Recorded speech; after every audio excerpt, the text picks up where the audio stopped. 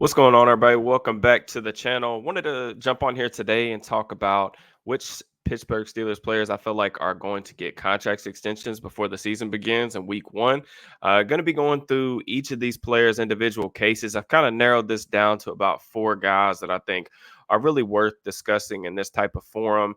We'll talk a little bit about where the Steelers currently stand on the salary cap. We're going to compare these players' cases to similar guys at their position really around the league and look at the contracts that they've received from their respective teams, and kind of go through these things. And like the way that I kind of have this broken out is like I'm going to talk about guys that I think are least likely to get a deal done before week one, and then guys that I think ultimately will get something worked out with the Steelers before the regular season kicks off. Just before we get started, man, please make sure that you like the video, subscribe to the channel, drop me a comment. All that stuff is greatly appreciated and helps support the channel. Um, you know, I wanted to talk a little bit about just a refresher about where the Steelers currently stand on the salary cap. They currently have about 16 million or so in cap space, depending on where you look. Over the cap has them about 16 million. That doesn't include the final two players on the 53-man roster. Got some other stuff that needs to be accounted in there. Of course, the Steelers typically take about 8 to 10 million in kind of free cash for in-season expenses. You got your injury reserve, anybody that you might have to pick up due to injuries, et cetera, et cetera. But they do have some wiggle room. They're not necessarily sitting on a pot of gold, I would say, but they do have some wiggle room in terms of money that they can create. TJ Watt and Mick Fitzpatrick both have restructure options. Full restructures for both those contracts would give them about 17 million or so in additional cap space to spend this year. So, there is money to be moved around to make an additional signing if they choose to do so, to make a trade. I know a lot of speculation has been thrown out about that. But in general, the Steelers are 30th in cash spending for this offseason. They haven't spent a ton of money. A lot of that is because, they were able to find some unique deals, especially with Russell Wilson, the quarterback position. They're basically spending nothing on that spot, which is very unique comparative to what the rest of the league is spending. But it's worth noting that that's kind of that they haven't spent a ton of money. So I definitely expect them to get at least one contract extension done before the season really begins. But like I said, the way I kind of have this broken out is that we're going to talk about guys that I, kind of least expect to get something done, all the way up to guys that I actually think will get something done. Really, the first thing that really I want to talk about is Naji Harris.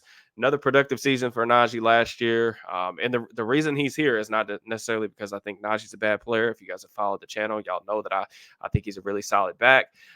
It's just really the nature of the position. There's not a lot of running backs making a lot of money. We've seen the market kind of correct itself a little bit in terms of the amount of money that's being doled out to these running backs. Aside from like the Christian McCaffreys of the world, like everybody else has been kind of taken down a notch.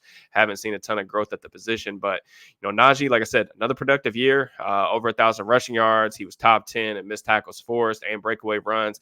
I think the breakaway run aspect of it is something worth mentioning because I think that was a primary knock that a lot of people used against him, not just coming out of Alabama, but over his first couple years in the NFL was just he wasn't really creating a lot of those explosive plays. And, last year we saw a little bit more of those, 15 plus yard runs.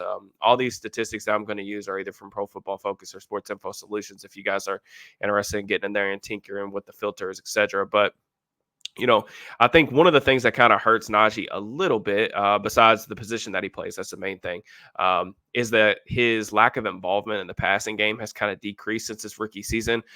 If I was to say, if you go back and listen to some of the things I said during the draft class that he was a part of, I, repeatedly said that the Steelers were going to take a running back, even if, taking a running back in the first round isn't always the smartest thing, especially from an analytical standpoint.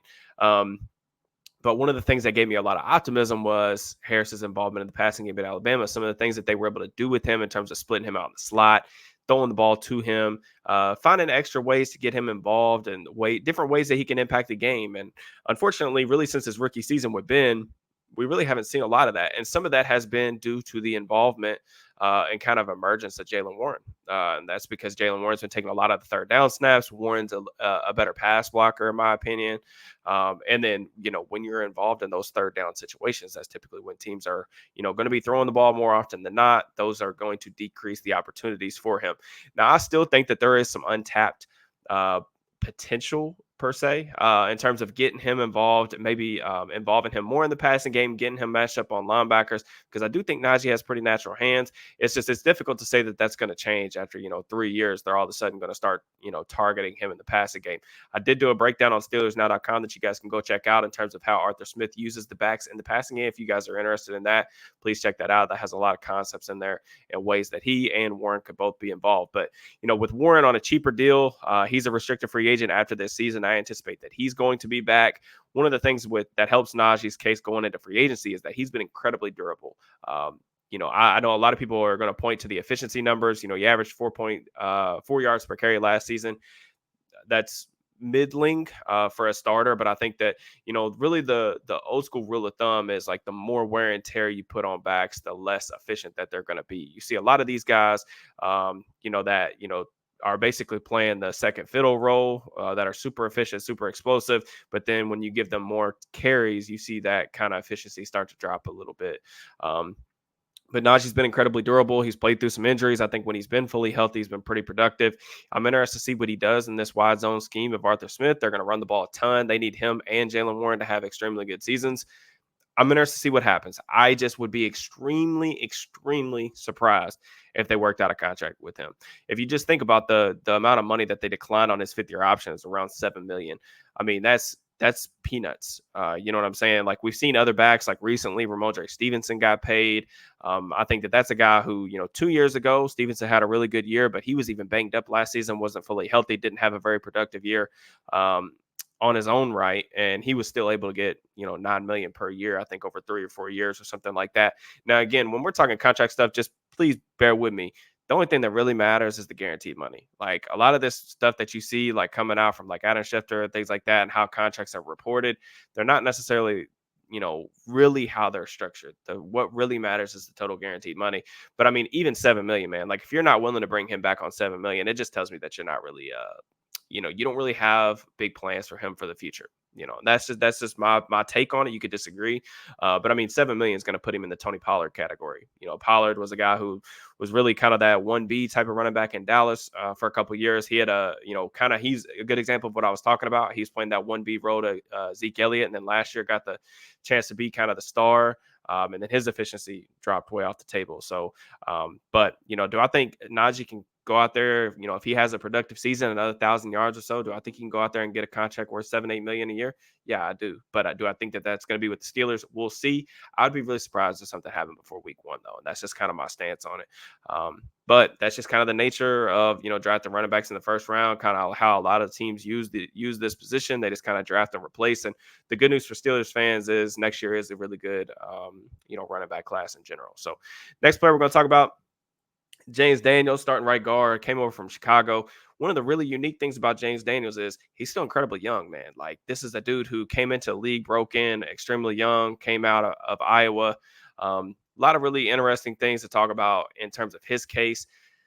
Really, I think that ideally, in a perfect world, the Steelers would probably like to keep him in the fold long term. But recent circumstances have kind of made that a little bit more difficult, right? Like, if you look at the way that the market has gone with the interior offensive line position, specifically at guard, it's going to make it kind of difficult to keep him. And this is why I talk a little bit about, if you guys have talked or seen me talk about this on Twitter, different podcasts, my own channel, about like being proactive in contract talks.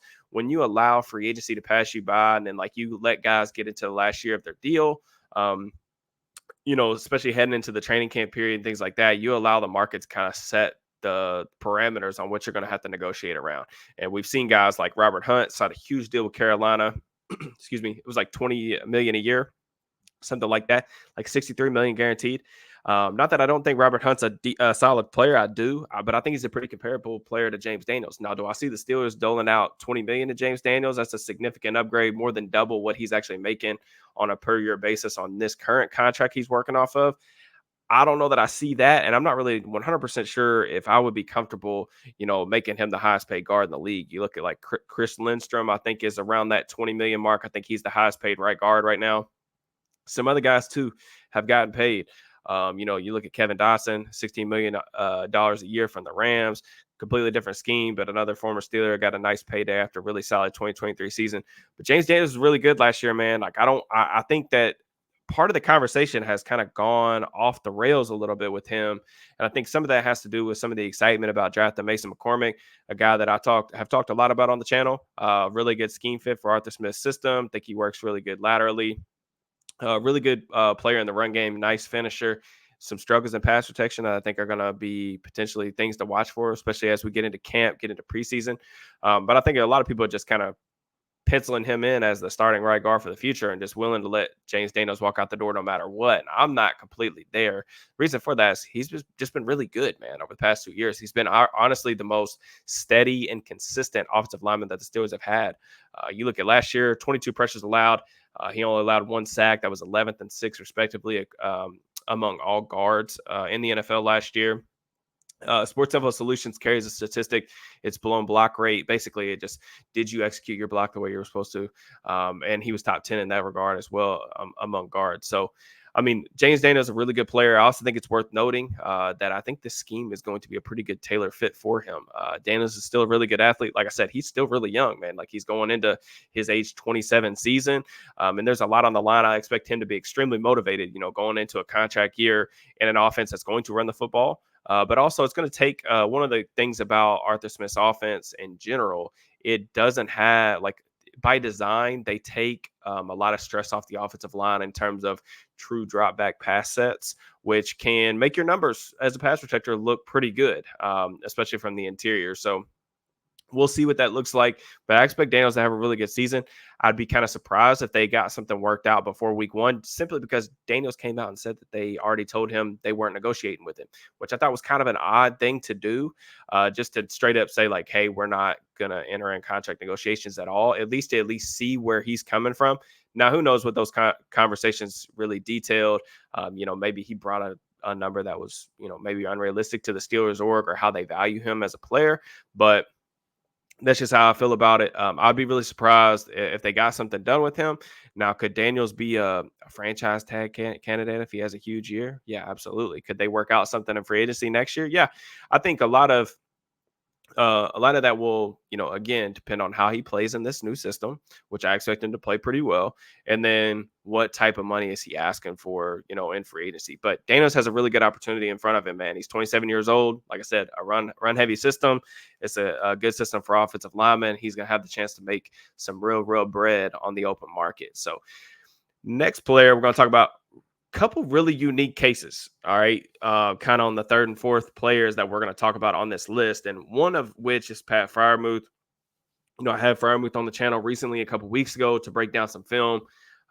Really interesting case study for him because, like the last player we're talking about on this list, he wasn't healthy last year. He dealt with the hamstring injury, which is something we could talk about.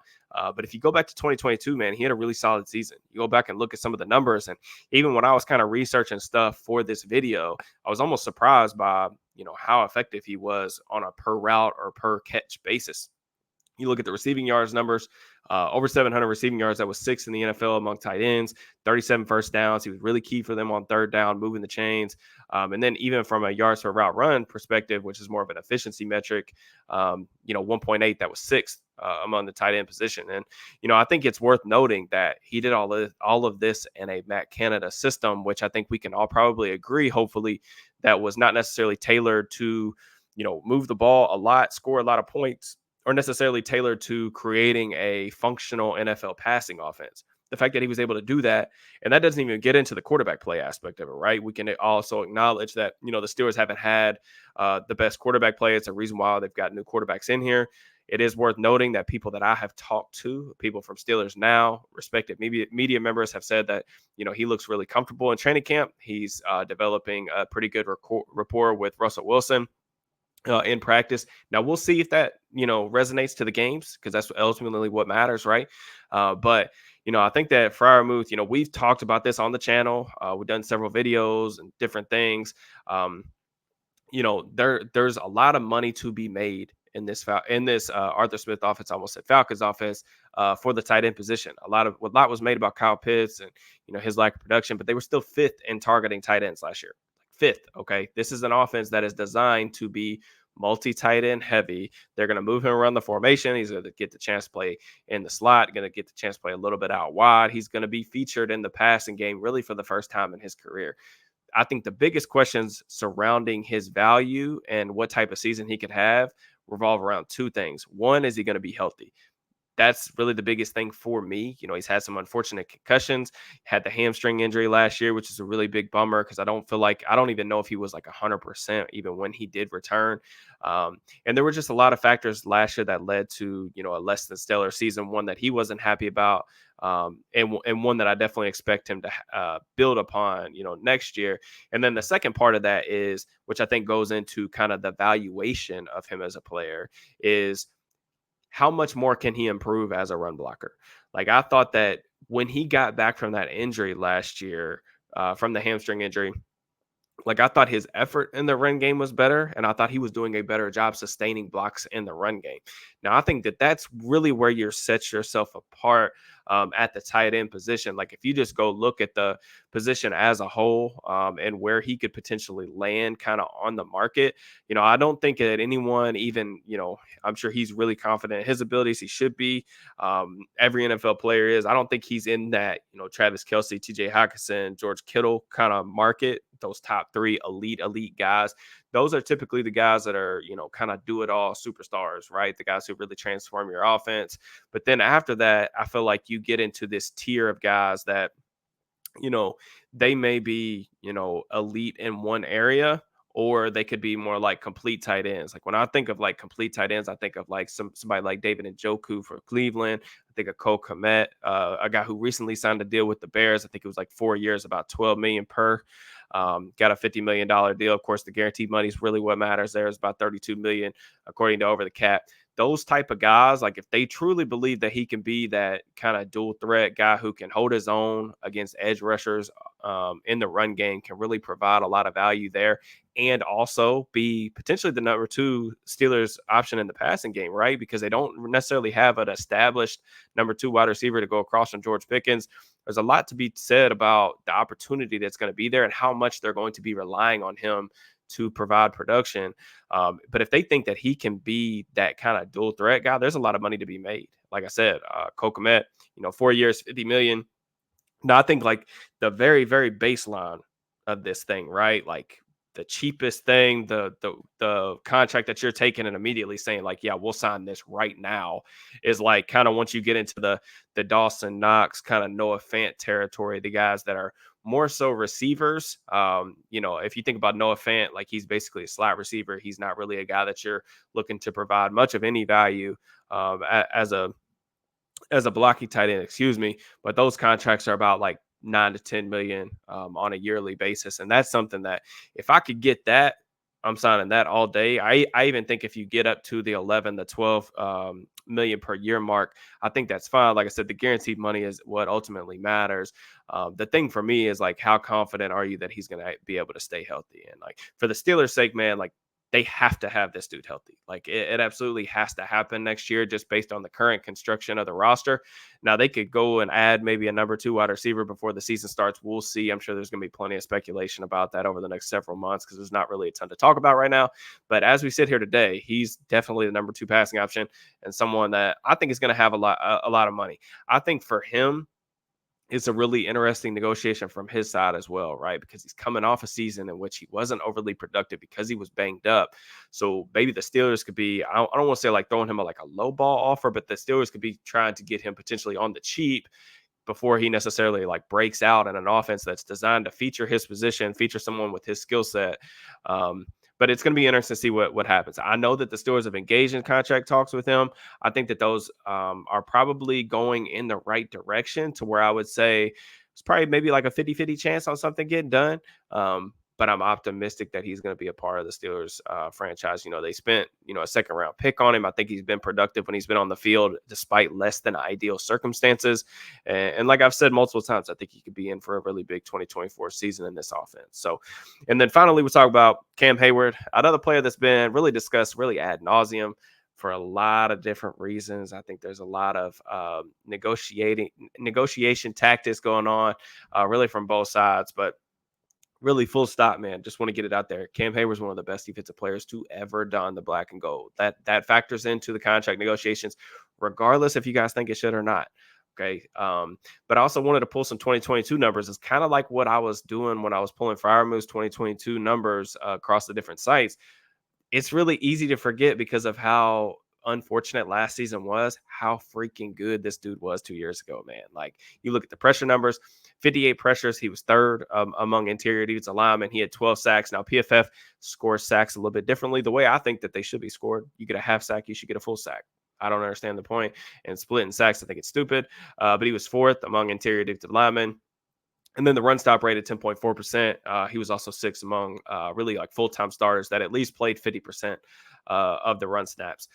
Now, a couple of things here. I think it is worth noting that, one, Cam Heyward is now 35 years old. So other than the guys that we talked about that were earlier on this list, you look at Najee, you look at Freiermuth, Daniels, those guys are 26, 27 years old. So you're talking about the second contracts. Well, Daniels a little bit of a unique case, his third, because he came to the league so early. But, this will be Cam Heyward's, third, fourth, I think, contract, potentially. So, and we're talking about kind of an unprecedented kind of run here that he would have to go on, right? Like, there's not a ton of interior defensive linemen or really defensive players in general that are still having a significant impact on game days at that, 35, 36, 37 age mark. He's stated that he wants to play 3 more years. I think that's cool, man. Like, I think it's cool that the fire is still within him. For him to say that in the offseason tells me that he's really ready to go and really amped up to get out there and kind of prove, I don't want to say to the haters, but maybe to the non-believers, that he can still get it done at a high level. I do think that it's worth noting, though, that his pass rush production was basically non-existent last year. I think that there was a noticeable lack of burst. Now, I think that we can all probably agree that a majority, or at least a portion of that, at least, was designated to the sports hernia injury that he dealt with. I mean, if you're playing at less than 100%, you're going out there, you're trying to give it your all. But clearly, like, he looked like he lost a step last year. Now, how much of that was the sports hernia injury, and how much of that was maybe Father Time kicking in a little bit?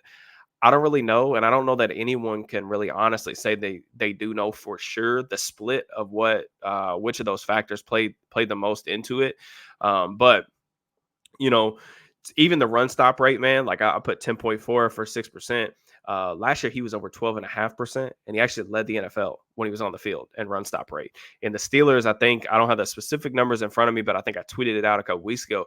The Steelers with him off the field, the Steelers with him on the field averaged over a yard less per carry allowed when he was on the field last year. I think it was like 3.3 yards per carry that they allowed when he was on the field.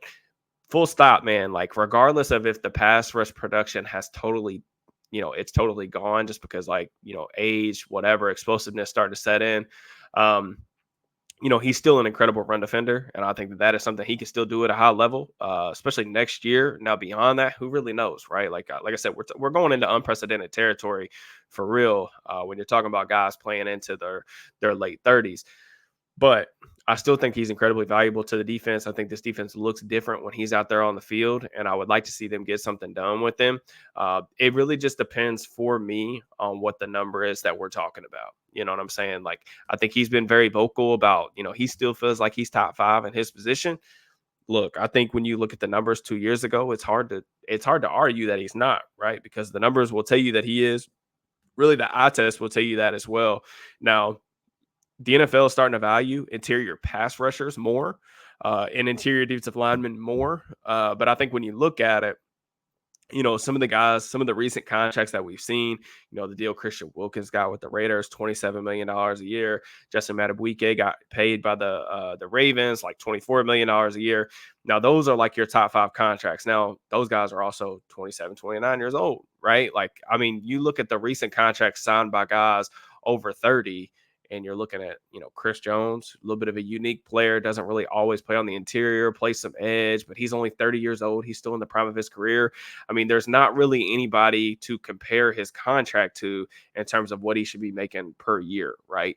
Now, do I think the Steelers, like Hayward's current contract, I think pays him out like $16, $17 million a year. Now, if they were to extend that by 2 years or something like that at around that same rate, but keep the guarantees to basically the signing bonus, I don't think that that's the craziest thing in the world. I think when you start getting into hey, we're going to go pay him 22, $23 million a year. I think that that gets a little bit far for my money. I also don't think that there's necessarily any huge or significant risk for the Steelers standpoint of just letting him play out the contract. Because here's the deal: like if he goes out there and has a huge season next year, the Steelers are going to bring it back. They're going to pay him more than anyone else would on the open market, right? Because he means more to the Steelers for the reasons I mentioned. One of the best players to ever don the jersey, and even if he's 36 hitting the open market, I think that Cam wants to be here. Now, maybe he feels so disrespected by not getting an extension, whatever. I don't think that's the case. I think Cam wants to be here. I think the Steelers want Cam here. It's just a matter of finding a middle ground between the two sides in terms of what makes sense, what can protect the franchise, but also take care of one of the best players that we've seen over the past couple of decades. So, really interesting negotiation. I think it is tough, like I said, because his age coming off the season with that wasn't as productive as a pass rusher because of some injury concerns, and only really Cam and the Steelers probably have a good handle on how much of that was injury related or not. But I do anticipate that those talks will probably continue. I'm hoping that they do not get ugly or turn public to the point where you know, we're seeing, things get ugly between them. And, nobody likes to see that, especially with one of the best players that we've seen on defense in quite a while. So if you guys stuck with me through the video, I really appreciate y'all watching, man. Really have some exciting stuff planned for the rest of the week. I have another interesting guest that I'm really excited to talk some ball with, scheduled for Thursday. Video will drop Thursday or Friday. Recording it Thursday. Friday maybe drop time around 2 p.m. Eastern time. I think you guys are going to be really excited about that one. And then I've got some other stuff, planned. I've just been super busy trying to push out as much content as I can. But try to keep things fresh, try to keep things as interesting as I can for the dead period for you guys. I know it stinks. We got about a month until Latrobe. I'm really excited for football to really ramp back up, man. This is my least favorite part of the year, mainly just because A, it's hot as heck outside, and two, there's just not a lot of stuff going on to where it really motivates me, I guess, to make a ton of content. But I still got to do what I got to do. And it was good to get on here and talk with you guys about some stuff that I think is important to discuss with the upcoming contract negotiations for several players. So if y'all could on the way out, man, please make sure that you like the video, subscribe to the channel, drop me a comment. Let me know who you guys want to see the Steelers re-sign. Let me know who you guys think they will re-sign. Like I said, I think an extension with Hayward will get done. I think Freiermuth is 50-50. I'm leaning towards the side that hopefully that will get done as well at a reasonable mark. But you guys let me know if there's anybody else that I maybe missed or, you want my thoughts on. Be sure to drop those in the comments and I will respond to as many as I possibly can. Aside from that, I will check you guys next time. Peace and love.